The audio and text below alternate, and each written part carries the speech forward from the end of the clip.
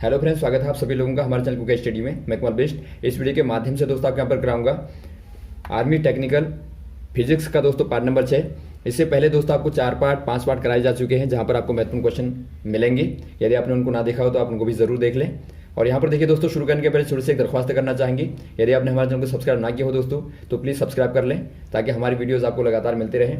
और दोस्तों bell icon को प्रेस करना ना भूलेगा, ताकि आपको नोटिफिकेशन दोस्तों प्रथम प्राप्त हो सके। तो देखिए शुरू करते हैं क्वेश्चनों को। पहला क्वेश्चन दोस्तों आपको देखता है कि सर्वाधिक प्रकीर्णन किस रंग का होता है, अर्थात आपको बताना है मैक्सिमम स्कैटर्ड कलर इज। दोस्तों यहाँ पर देखिए, कल एक क्वेश्चन हमने आपको बताया था, वहाँ पर थोड़ा मिस्टेक हुई थी, तो आप थोड़ा सा यहाँ पर ध्यानपूर्वक देखेंगे।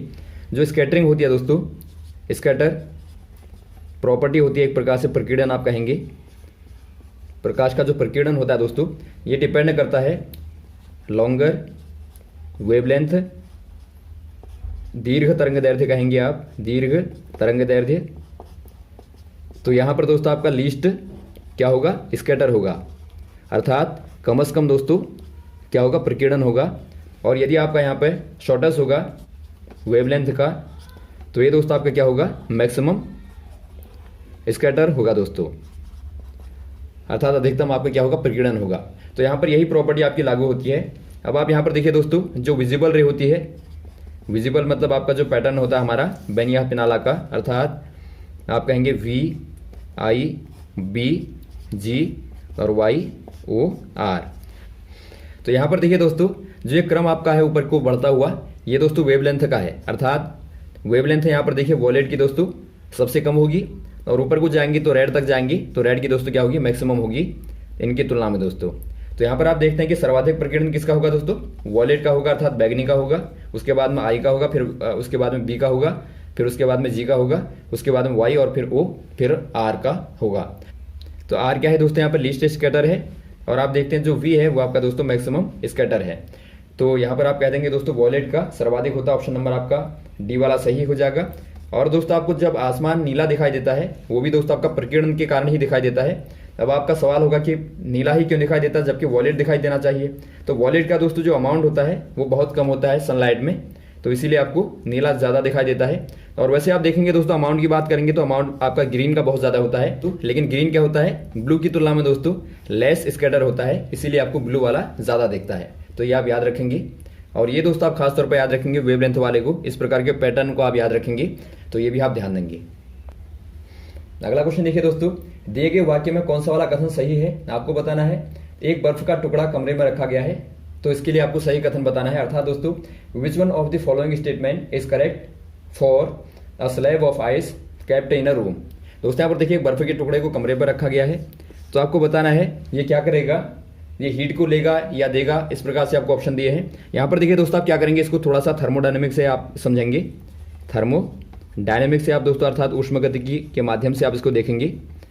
इसके माध्यम से दोस्तों यहाँ पर देखिए, ये आपका माना आपका सिस्टम नंबर 1 है, और आप बाहर से लेते हैं सराउंडिंग को। सराउंडिंग मतलब दोस्तों आपके यहाँ पर क्या होगी, कमरे में दोस्तों रूम में क्या होगी, एयर होगी। तो यहाँ पर आपने 2 सिस्टम लिए।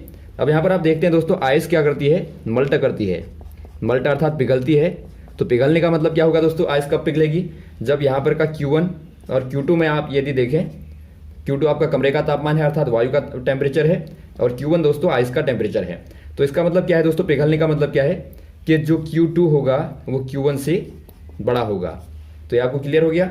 और आप जानते हैं दोस्तों, जो आपका जीरो लॉ कहता है, जीरो लॉ ऑफ थर्मोडायनेमिक में आपने देखा होगा दोस्तों, जो हीट का फ्लो होता है कहाँ को होता है, ज़्यादा से कम की ओर होता है। तो आप देखते हैं Q1 से दोस्तों Q2 की ओर क्या होगा, हीट का फ्लो होगा, अर्थात दोस्तों जो ऊष्मा जाएगी, जो हीट जाएगी दोस्तों, वो आइस की तरफ जाएगी। आप कह सकते हैं कि आइस क्या करेगा दोस्तों, एब्जॉर्ब करेगा, एब्जॉर्ब करेगा, और बिल्कुल भी दोस्तों बाहर को हीट को नहीं देगा, क्योंकि कम तापमान है, Q1 दोस्तों आपका लेस है, तो बाहर को रेडिएशन को एमिट नहीं करेगा। तो यहाँ पर देखिए आपको ऑप्शन नंबर बी वाला दिखता है, does not radiate heat but absorb heat from room. तो ऑप्शन नंबर आपका बी वाला सही हो जाएगा, देगा नहीं बल्कि लेगा दोस्तों। अगला क्वेश्चन देखिए दोस्तों, निम्न में किस में सबसे कम विभेदन क्षमता होती है, आपको बताना है which one of the following has least penetrating power. दोस्तों यहाँ पर देखिए आपको यहाँ पर अल्फा बीटा और गामा दिए हैं, इनमें से आपको बताना सर्वाधिक विभेदन क्षमता, अर्थात आपको पेनिट्रिंग पावर दोस्तों एक प्रकार से बतानी है। यदि आप पेनिट्रिंग पावर को देखें दोस्तों, इससे पहले आपको समझना पड़ेगा अल्फा बीटा और गामा, ये तीनों ही दोस्तों आपको मालूम होगा रेडियो एक्टिव वेव्स होती हैं दोस्तों, तीनों ही तरंगें होती हैं, रेडियो एक्टिव तरंगें होती हैं। यदि आप इसका दोस्तों मास देखें, पहले मास अर्थात द्रव्यमान को देखें दोस्तों, आप सभी के द्रव्यमानों को देखेंगे तो ये आपका लगभग होता है 6.6 गुणा 10 की घात माइनस 27 किलोग्राम। और वैसे आप बी का देखें दोस्तों, बीटा का, तो ये आपका होता है 9.1 इंटू 10⁻⁻31 किलोग्राम, जो कि बिल्कुल आपका इलेक्ट्रॉन के द्रव्यमान के बराबर होता है। और गामा का दोस्तों लगभग 0 माना जाता है। और वैसे यदि आप बात करें दोस्तों चार्ज की, तो चार्ज यहाँ पर देखिए होता है लगभग दोस्तों आपका 2 प्रोटॉनों के बराबर, अर्थात 3.1 इंटू 10⁻⁻19 कूलाम होगा। और यहाँ पर दोस्तों बिल्कुल इलेक्ट्रॉन के बराबर होता है, तो ये हो जाएगा 1.6 इंटू 10⁻⁻19 कूलाम। और यहाँ पर दोस्तों बिल्कुल कोई आवेश नहीं होता, तो आप कह देंगे 0। और वैसे यहाँ पर दोस्तों पेनेट्रिंग पावर की बात करें आप, अर्थात विभेदन क्षमता को देखें, तो यहाँ पर दोस्तों ये लगभग यहाँ पर देखिए 10⁻⁻1 mm के दोस्तों एल्यूमिनियम को भेद देता है। और ये दोस्तों लगभग 5 mm के दोस्तों अर्थात मिलीमीटर के एल्यूमिनियम को भेद देता है। और यहाँ पर देखिए दोस्तों ये लगभग 8 सेंटीमीटर के लेड को दोस्तों भेद देता है। तो यहाँ पर देखिए दोस्तों जो आपका लेड है वो इसकी तुलना में बहुत ज़्यादा डेंसिटी होता है, तो इसकी जो विभेदन क्षमता है दोस्तों वो बहुत ज़्यादा है इन दोनों की तुलना में, तो आप कह देंगे गामा की दोस्तों बहुत ज़्यादा होती है। और देखिए दोस्तों जो आपका अल्फा है उसको आप पॉजिटिव भी कहते हैं, और बीटा को नेगेटिव कहते हैं, और गामा को दोस्तों उदासीन कहते हैं अर्थात न्यूट्रल कहते हैं। तो यहाँ पर देखिए जो आपका अल्फा है दोस्तों उसको रिप्रेजेंट किया जाता है हीलियम से। आप मानते हैं हीलियम का एक नाभिक होता है अल्फा, और बीटा दोस्तों आप मानते हैं इलेक्ट्रॉन होता है। तो यहाँ पर दोस्तों आपका हो जाएगा अल्फा की सबसे कम होती है और गामा की दोस्तों सबसे अधिक होती है। अगला क्वेश्चन देखिए दोस्तों, recoil of gun is an example of, अर्थात आपको बताना है बंदूक के पीछे को गति करना उदाहरण है, किसका उदाहरण होगा दोस्तों। यदि आप इसको देखें दोस्तों, जो माना दो द्रव्यमान आपके पास में है M1 और M2। अब देखिए दोस्तों जब आप आपस में इनको टकराते हैं अर्थात इनको कोलिजन करते हैं इनका, तो आपको क्या मिलता है दोस्तों, एक बल M1 के द्वारा M2 पर लगाया जाता है, इसको आप F12 कह सकते हैं। और यहाँ पर देखिए दोस्तों M1 M2 पर लगाएगा तो M2 भी M1 पर लगाएगा, तो इसको आप कहते हैं F21। तो न्यूटन का थर्ड लॉ क्या कहता है मोशन का दोस्तों, जो थर्ड लॉ कहता है वो कहता है कि F12 F21 के बराबर होगा और अपोजिट होगा, अर्थात आप कह सकते हैं F12 प्लस F21 बराबर 0 होता है। तो इसे आप कहते हैं दोस्तों कंजर्वेशन ऑफ मोमेंटम, अर्थात दोस्तों एक प्रकार से आप कहते हैं संवेग संरक्षण का नियम। तो आपने क्या देखा दोस्तों, यहाँ पर जो आपका संवेग होता है वो हमेशा ही क्या रहता है, नियत रहता है ऐसे केस में। तो लीनियर मोमेंटम यहाँ पे दोस्तों आपका क्या रहा, कंजर्व रहा। तो मोमेंटम जो होता है दोस्तों आपका वो होता है आपका P बराबर mv होता है, अर्थात द्रव्यमान गुणा वेग होता है। तो यहाँ पर आपका लीनियर मोमेंटम समान रहेगा। और यही दोस्तों बिल्कुल आपका होता है एक स्प्रिंग के केस में, जब आप एक स्प्रिंग को लेते हैं और इसको जब आप दबाएंगे दोस्तों अंदर की ओर बल लगाएंगे, तो बाद में जब आप छोड़ते हैं दोस्तों तो एकदम से क्या करता है, फोर्स करता है बाहर की ओर। जितना बल आपने अंदर की ओर लगाया था उतना ही बल बाहर की ओर लगाता है। तो यहाँ भी दोस्तों बुलेट में भी क्या होता है, बिल्कुल वही होता है। आपने जो बल लगाया दोस्तों, जो गोली पे आपने बल लगाया अर्थात बंदूक के द्वारा लगाया गया, वही बल दोस्तों बिल्कुल गोली के द्वारा लगाया जाएगा, तो आपको पीछे की ओर धक्का लगेगा। अगला क्वेश्चन देखिए दोस्तों, एक ध्वनि के गुण निर्भर करते हैं, आपको बताना है the quality of a sound depends on, किस पर डिपेंड करती है दोस्तों। यहाँ पर देखिए दोस्तों यदि आप बात करें, पहला आपको दिया है कंपित वस्तु के आकार पर, अर्थात size of a vibrating body. दोस्तों यहाँ पर देखिए यदि आप साइज की बात करें तो जो साउंड होती है, पहले आप दो चीज़ें यहाँ पर समझ लें। साउंड जो होती है दोस्तों क्या होती है, एक प्रकार से ये आपकी लॉन्गिट्यूडनल होती है। लॉन्गिट्यूडनल मतलब दोस्तों आपकी अनुदैर्ध्य होती है। अनुदैर्ध्य वाली जो वेव होती है दोस्तों उनको क्या चाहिए होता है, उनको मीडियम चाहिए होता है, अर्थात माध्यम उनको चाहिए, माध्यम के बगैर वो गति नहीं कर पाएंगे। तो यहाँ पर देखिए आपका साउंड में दोस्तों क्या चीज़ें आती हैं, मेनली आपका आता है इस प्रकार से। आप पहले एक वेव को देखें, ये साउंड की वेव है, ये दोस्तों कहलाता है एम्पलीट्यूड अर्थात आयाम। और यहाँ से लेके यहाँ तक का जो दूरी होती है दोस्तों ये आपकी लैम्डा कहलाती है, अर्थात वेवलेंथ है, वेवलेंथ कहें या फिर आप तरंग दैर्ध्य कहें। और यहाँ से लेके यहाँ तक जाने में जो आपका टाइम लगेगा उसे आप बोलते हैं टाइम पीरियड, अर्थात आवर्तकाल बोलते हैं, आवर्तकाल पीरियड। और ये जो आपकी संख्या होती है दोस्तों साइकिलों की, नंबर ऑफ साइकिल जो होता है उसे आप बोलते हैं दोस्तों फ्रीक्वेंसी, अर्थात आवृत्ति बोलते हैं। तो ये सारी चीज़ें आपकी हमेशा हर एक वेव के लिए समान रहती हैं, लेकिन उनका जो मान है दोस्तों बदलता रहेगा, लेकिन वैसे आपकी बिल्कुल यही फॉर्म होता है। अब यहाँ पर देखिए दोस्तों, जब आप बात करते हैं कि आपकी साउंड लाउडर है तो डिपेंड करती है एम्पलीट्यूड पे, अर्थात आयाम पर डिपेंड करती है। यदि आप आयाम छोटा कर दें तो ये हल्की हो जाएगी दोस्तों, लाइट क्वाइटर हो जाएगी, और जब आप इसको बढ़ा दें ऊपर को तो ये क्या हो जाएगी, लाउडर हो जाएगी। तो यहाँ पर आप कहते हैं दोस्तों, जो आपका एक प्रकार से जो साइज होता है उस पर डिपेंड करती है एम्पलीट्यूड के आधार पर। और दूसरा वाला आपका यहाँ पर है कंपित वस्तु के धातु गुण पर, अर्थात मटेरियल प्रॉपर्टी पर दोस्तों।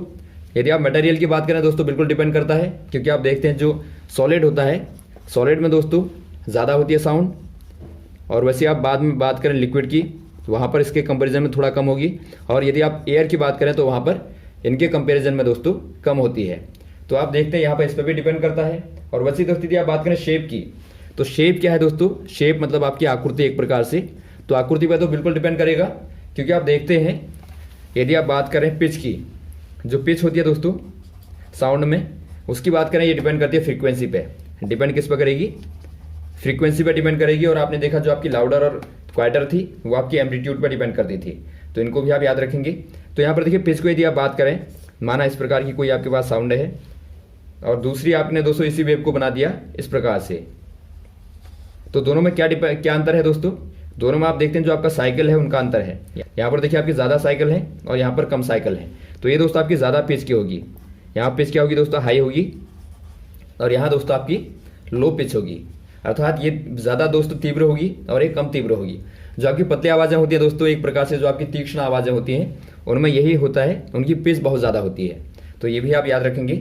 तो यहाँ पर दोस्तों आप देखते हैं कि सारे के सारे जितने भी आपको दिए ऑप्शन, तो सारे के सारे दोस्तों ध्वनि के गुण को प्रभावित करते हैं, अर्थात उसकी प्रॉपर्टी को अफेक्ट करते हैं। तो आप कह देंगे दोस्तों डी वाले में ऑल ऑफ अबव। अगला क्वेश्चन देखिए दोस्तों, कौन भौतिक परिवर्तन को दिखाता है, आपको बताना है which represent a physical change. दोस्तों यहाँ पर देखिए दो प्रकार के मेनली आपके चेंज होते हैं, एक आपका होता है दोस्तों फिजिकल और एक आपका होता है केमिकल। पहले अब बात करते हैं केमिकल की। यदि केमिकल को आप देखें, केमिकल अर्थात जो रासायनिक परिवर्तन होता है वो क्या करता है दोस्तों, आपने कोई सबस्टेंस यहाँ पर लिया, कोई आपने सबस्टेंस लिया दोस्तों, कोई वस्तु ली, उसका दोस्तों बाद में जो परिवर्तन हुआ, चेंज हुआ, तो यहाँ पर आपको नया सबस्टेंस मिलता है, अर्थात एक प्रकार का नया दोस्तों क्या बन गया, पदार्थ बन गया। तो इसे आप कहते हैं दोस्तों केमिकल चेंज। क्या है ये, केमिकल चेंज। और वैसे आप देखते हैं दोस्तों फिजिकल वाले चेंज को, फिजिकल वाले में क्या होता है, अर्थात भौतिक परिवर्तन में क्या होता है दोस्तों, आपने एक सबस्टेंस को लिया और यहाँ पर दोस्तों एक चेंज हुआ और यहाँ पर आपका नया सबस्टेंस बना। यहाँ पर केवल दोस्तों क्या होगा, स्टेट में, या फिर आप कहें दोस्तों फिजिकल प्रॉपर्टी में, फिजिकल प्रॉपर्टी में दोस्तों केवल चेंज होगा, इसके दोस्तों केमिकल प्रॉपर्टी में चेंज नहीं होगा। तो ये आप ध्यान देंगे। तो यहाँ पर आप इसके आधार पर दोस्तों आराम से बता देंगे कौन सा वाला यहाँ पर आपको दिया है। लोहे पर जंग लगना, आप देखते हैं यदि लोहे पर जंग लगने को देखें दोस्तों क्या होता है इसमें दोस्तों आयरन के साथ में दोस्तों रिएक्शन होती है वायु की, अर्थात खासतौर पर ऑक्सीजन की दोस्तों रिएक्शन होती है, और यहाँ पर नमी मिली रहती है, अर्थात जल मिला रहता है। तो दोनों को मिलाने से दोस्तों क्या बनता है, Fe2O3 और कुछ यहाँ पे H2O होता है। तो इस प्रकार का दोस्तों एक भूरा पदार्थ बनता है। तो यहाँ पर आप देखते हैं दोस्तों ये नया पदार्थ बन गया, तो ये केमिकल चेंज है। और वैसे आप दूसरा देखते हैं दोस्तों फ्रीजिंग ऑफ वाटर। तो यदि आप पानी के जमने को देखें दोस्तों, H2O था, बाद में बर्फ बन गया, आइस बना। तो यहाँ पर देखते हैं केवल आपका दोस्तों स्टेट में चेंज हुआ, तो स्टेट में चेंज हुआ, केवल फिजिकल प्रॉपर्टी में चेंज हुआ। तो आप कह देंगे दोस्तों ये क्या है, यह एक प्रकार का दोस्तों भौतिक परिवर्तन है, अर्थात फिजिकल चेंज है। तो ऑप्शन नंबर बी वाला आपका सही होगा। वैसे आप अगले वाले को भी देख रहे हैं दोस्तों, यदि आप देखें कोयले के जलने को, तो कोयला जब जलता है दोस्तों, कोल जो होता है दोस्तों एक प्रकार से कार्बन ही होता है। तो कार्बन मेनली आपका होता है, और भी चीज़ें होंगी, और प्लस आपका दोस्तों उपस्थिति में जलेगा ऑक्सीजन की। तो ये क्या बनाता है, ये CO2 बनाता है खासतौर पर, और वाटर देता है दोस्तों, और ऊष्मा देगा। तो यहाँ पर आप देखते हैं दोस्तों दो प्रकार के नए पदार्थ आपके पास में बने, तो इनको आप कहेंगे दोस्तों केमिकल चेंज। और वैसे आप देखते हैं सोरिंग ऑफ क्रीम। यदि आप क्रीम के खट्टेपन को देखें दोस्तों, ये कैसे बनता है, एक आपकी रेगुलर क्रीम होती है, उससे दोस्तों उसमें आप मिलाते हैं लैक्टिक एसिड को। लैक्टिक एसिड जो होता है, आपको मालूम होगा जो दूध दही में लैक्टोबैसिलस नाम का बैक्टीरिया होता है, उसी के कारण दोस्तों ये आपका यहाँ पर पाया जाता है। तो ये लैक्टिक एसिड की मात्रा को दोस्तों आप बढ़ा देंगे, ऐड कर देंगे, तो उससे क्या बनेगा, आपका बनेगा दोस्तों सोरो क्रीम, अर्थात दोस्तों आपके पास में खट्टी क्रीम आ जाएगी। तो ये भी दोस्तों एक प्रकार से क्या है, केमिकल चेंज है। तो इस प्रकार से दोस्तों आप चेंजों को समझेंगे। अगला क्वेश्चन देखिए दोस्तों, महो इज यूनिट ऑफ, आपको बताना महो किसकी इकाई है। महो मतलब दोस्तों आपका देखिए ओम का उल्टा है। ओम किसका यूनिट होता है दोस्तों, प्रतिरोध का। प्रतिरोध अर्थात रेजिस्टेंस का। रेजिस्टेंस क्या करता है दोस्तों, एक प्रकार से जो करंट का फ्लो होता है, जो धारा का फ्लो होता है दोस्तों, उसको रोकता है, उसको अपोज करता है। तो उसके विपरीत यदि आप बात करें दोस्तों, यदि आप इसका उल्टा करते हैं तो क्या हो जाएगा, जो करंट के फ्लो को बढ़ाता है या फिर बढ़ने की बात करता है वो दोस्तों क्या कहलाएगा, वो कहलाती है कंडक्टिविटी। कंडक्टिविटी अर्थात दोस्तों चालकता कहलाती है। तो प्रतिरोध का उल्टा दोस्तों क्या हो जाएगा, चालकता हो जाएगा, जो कि बताता है कि सबस्टेंस कितना ज्यादा दोस्तों एक प्रकार से विद्युत धारा को प्रवाहित करता है। तो यहां पर दोस्तों इसका यूनिट जो महो होगा दोस्तों किसका यूनिट हो जाएगा, वो दोस्तों कंडक्टिविटी का यूनिट हो जाएगा।